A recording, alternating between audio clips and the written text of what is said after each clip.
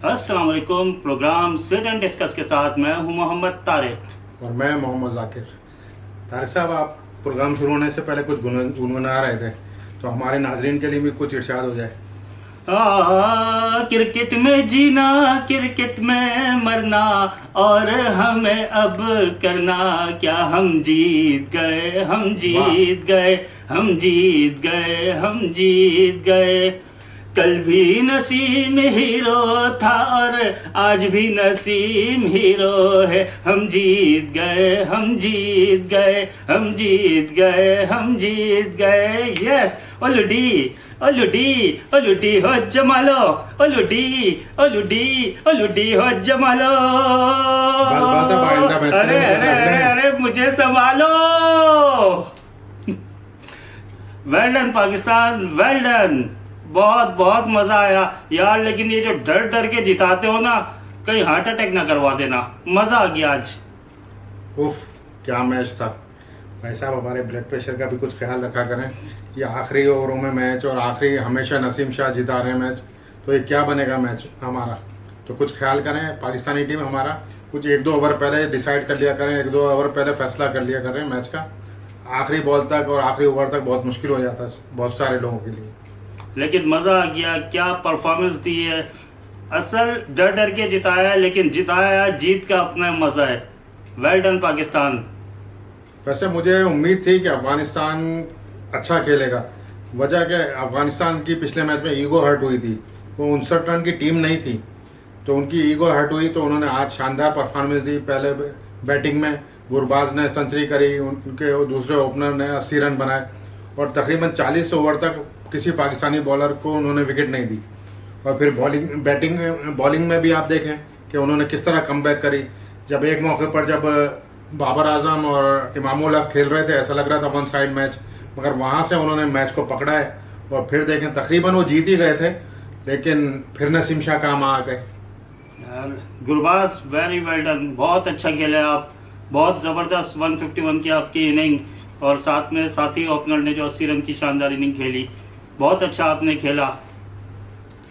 मगर ये एक अलार्मिंग साइन है, क्योंकि एक बैटिंग विकेट पर इस तरह जो मैच फंसा है। अगर कोई बड़ी टीम होगी, जैसे इंडिया की टीम है या ऑस्ट्रेलिया है या इंग्लैंड है, तो वो तो फिर उठने नहीं देते हैं। नहीं जाकिर साहब, मैं समझता हूँ अफगानिस्तान के जो स्पिन अटैक है, मेरे ख्याल में दुनिया का किसी मुल्क के पास इस तरह का अटैक नहीं है। और पाकिस्तान ने जो परफॉर्मेंस दी है, बहुत ही अच्छी परफॉर्मेंस दी है।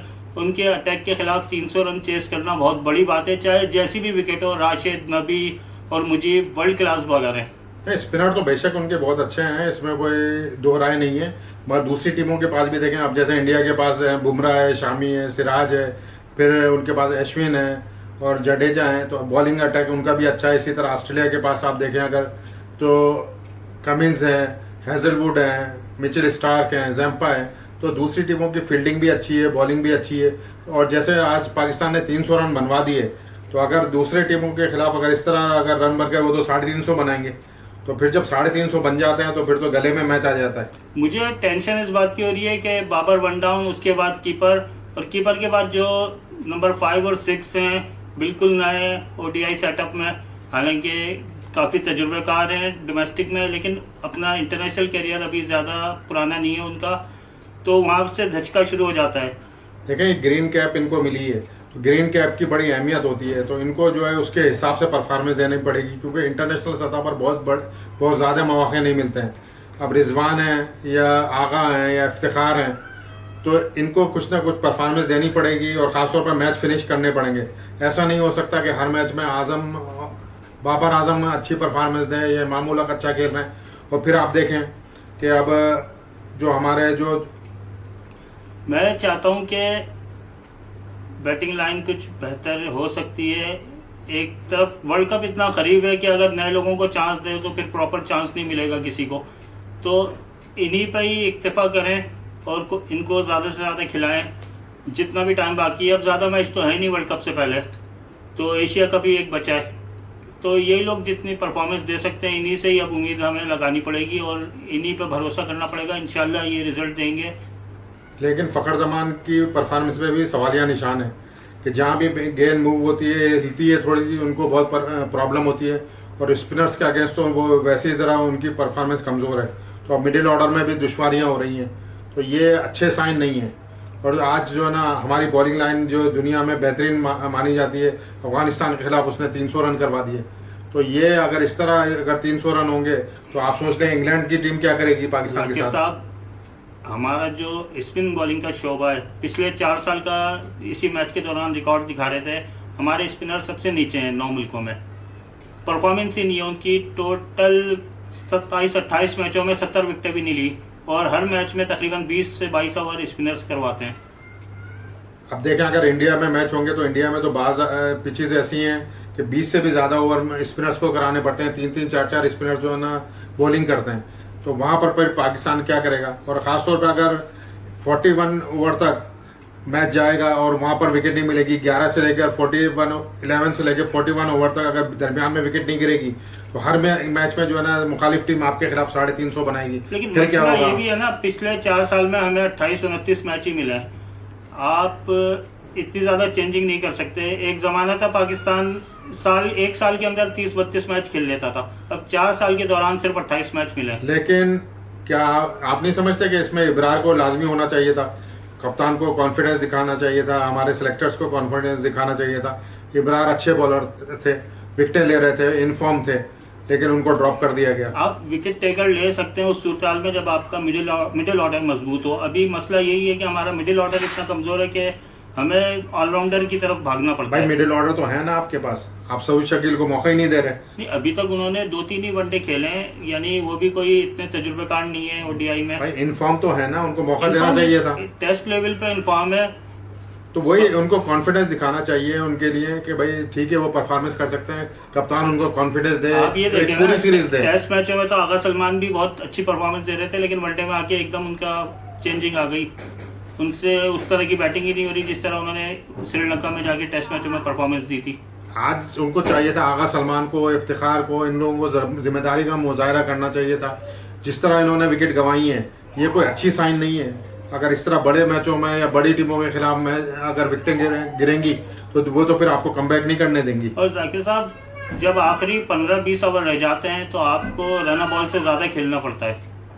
अभी तक जो 2 मैचेस हुए हैं, एक फ़खर जमान, एक मिडिल ऑर्डर आपका और एक स्पिन डिपार्टमेंट, ये आपकी कमज़ोर कड़ियाँ आ रही हैं। तो वर्ल्ड कप में ये बहुत जो है ना प्रॉब्लम हो जाएगी। पाकिस्तान को चाहिए कि ये प्रॉब्लम अभी से सॉल्व करें। यार मैं तो चाहता हूँ अगर स्पिनर हमारे विकेट नहीं ले रहे तो आप इमाद वसीम को डाल दें उसामा की जगह, तो वो कम से कम आपका मिडिल ऑर्डर तो मजबूत करेगा, उससे आपको बैटिंग में तो बेहतरी नज़र आएगी। इमाद वसीम भी है, नवाज भी जो है बैठे हुए हैं, रिजर्व में बैठे हुए हैं वो, तो उनको भी डाला जा सकता है क्योंकि उसामा मीर ने जो उनसे तवक्कात थी, जो वो काउंटी में परफॉर्मेंस दे के आए थे, 2 मैचों में वो कुछ नज़र नहीं आई। और बैटिंग के शोबे में भी उन्होंने आज जबकि उनको ऊपर भेजा गया, उनके पास मौका था कि वो अच्छी परफॉर्मेंस करते, मगर उन्होंने बड़ा गैर जिम्मेदाराना शॉट मारा, ऐसे ही आउट हो गए। लेकिन मुझे तो आज अफगानिस्तान वालों की परफॉर्मेंस बहुत ही अच्छी नज़र आई। वो लोग बहुत तेज़ी से क्रिकेट में आगे बढ़ रहे हैं, ख़ासतौर पर उनके ओपनर्स ने जो परफॉर्मेंस दी है बेहतरीन। जी हाँ, अफगानिस्तान की परफॉर्मेंस तो अच्छी है, फारूकी ने बहुत अच्छी बॉलिंग कराई है। अगर इनके पास एक आध फास्ट बॉलर और आ जाता है तो इनकी टीम बहुत सॉलिड बन जाएगी। यार मैं तो चाह रहा था वो जो नया लड़का अब्दुल रहमान खिलाया था उसकी जगह अगर नूर होता ना, पाकिस्तान फंस जाता। भाई आप क्या चाह रहे हैं? आप जो शुक्र करें पाकिस्तान का, शादाब का शुक्र करें, नसीम शाह का शुक्र अदा करें। नहीं, दोनों पॉइंट देखने पड़ते हैं ना। ये तो हम अल्लाह अल्लाह करके 45वें ओवर से हाथ उठा के बैठे हुए थे, अल्लाह जिता दे, अल्लाह ही, पाकिस्तान भी अल्लाह चला रहा है तो टीम भी अल्लाह ही चला रही है। तो बस इसी दुआओं से फिर अचानक जब हार जाते हैं, लास्ट वर्ल्ड कप में आपको याद होगा जिम्बाब्वे से हार गए थे। नहीं, इंशाल्लाह अब ऐसा नहीं होगा, अब परफॉर्मेंस अच्छी तो रहेगी, टीम सॉलिड है हमारी, सिर्फ उसको सपोर्ट करने की ज़रूरत है। हाँ, सपोर्ट तो करने की ज़रूरत है, लेकिन जो तब्दीलियाँ दरकार हैं उन्हें भी करें। आप ज़रूरी नहीं है इमाद को आप ना खिलाएं, इमाद को आप ला सकते हैं टीम में, उसकी बैटिंग बहुत ही अच्छी है। आपको मालूम है उसका वनडे में 42 का एवरेज है। भाई एवरेज तो है, एवरेज तो लिस्ट में शान मसूद का भी बहुत अच्छा है, पर वो जब भी इंटरनेशनल में आते हैं वो स्ट्रगल करते हैं। लेकिन इमाद तो फेल ही नहीं हुआ ना, जितना टाइम वो खेला इमाद कभी इंटरनेशनल में फेल नहीं हुआ, बल्कि उसने भाई कैरियर में इमाद फेल नहीं हुआ, मगर इमाद इस वक्त कोच की और कप्तान की गुड बुक में नहीं है। उनको नवाज चाहिए। तो आपको कप्तान और कोच की गुड बुक देखनी है या पाकिस्तान को वर्ल्ड कप जिताना है? भाई कप्तान का अगर भरोसा ही नहीं है उस पर तो कैसे खेल भरोसा सकता है? ये जाती नापसंद और पसंद की बुनियाद पे तो नहीं चलेंगी ना चीजें क्रिकेट बोर्ड की। बहरहाल आज तो आपको एक बात तो आपने बताई नहीं जी, कि पाकिस्तान आईसीसी रैंकिंग में नंबर 1 हो गया है वनडे में। मुबारक बहुत बहुत।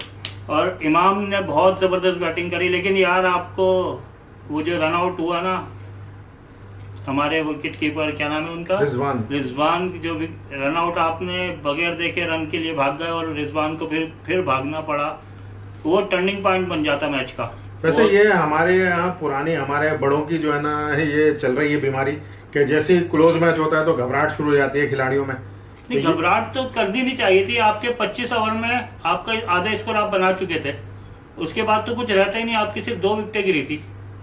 बस ये हो जाती हैं गलतियाँ। उम्मीद करते हैं कि आइंदा नहीं होगा या आइंदा इससे बेहतर करेंगे। अब एक मैच है, आप क्या समझते हैं कि कुछ चेंजेस होगी?